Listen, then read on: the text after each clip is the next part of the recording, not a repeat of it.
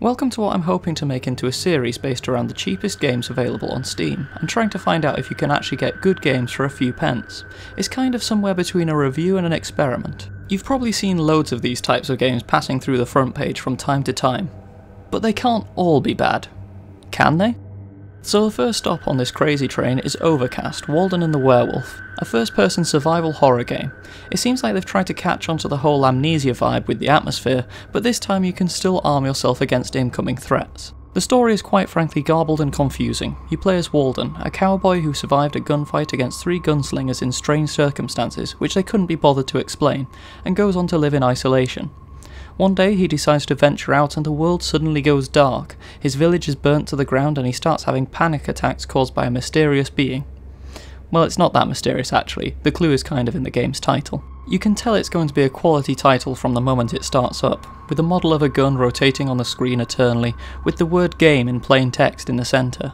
I mean, the reflections aren't bad, but it just looks like a default template left over from the tutorial they followed.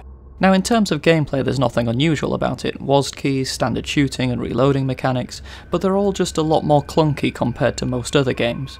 For example, the reloading animation consists of the gun disappearing off the screen only to reappear reloaded. There's also something quite surreal about having a hand holding the lantern, but no hand holding the gun. It just makes it feel incomplete, like they ran out of time, or more likely they just couldn't be bothered to model the animations needed to have a hand holding a gun. The other thing that's immediately obvious is the fact that you can barely see where you're going. In many ways the only way you can actually find your way around is to keep the map up on the screen, but the darkness has become a standard affair for most horror titles nowadays anyway, as it's a pretty easy way to build up the tension. Unfortunately, Overcast wastes all of the tension by simply using sudden flashes of colour and loud noises at seemingly random intervals. It bypasses the true art of horror and goes straight into the cheap jump scare pigeonhole. I won't lie, it did successfully put me on edge, but mainly because I didn't know when I was going to have my ears blown out next. It wasn't what I think is best described as a fulfilling, wholesome scare, where there is some level of expectance and subverting it a few times before finally developing it into a full scare. The other gameplay elements like the ability to grab and drop objects work in a manner of speaking, but sometimes it seemed you needed to grab an item from a specific direction for no particular reason in order to actually be able to move it. In order to actually progress through the levels, you almost always need to collect a key or walk into a little set piece in order to continue, but these are rarely complicated and take a few seconds at most to sort out.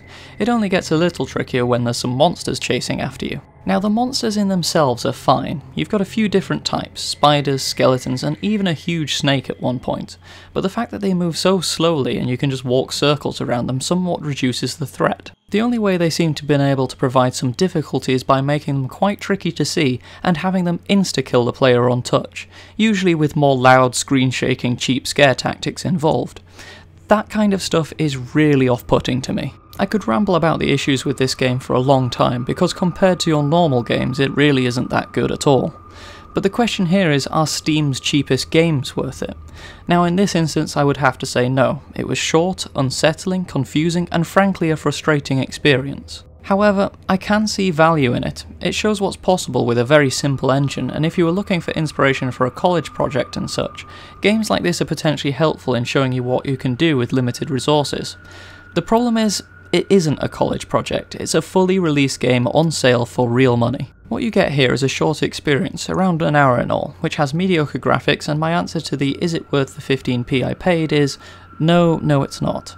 It's everything I dislike about the current trend in indie horror, and the only thing I'm glad of is that it was short. With these being the cheapest games on Steam, I think it comes down to is it worth your time more than your money, but I don't think this was worth either. Hopefully next time I'll find something worth sinking your teeth into for practically nothing.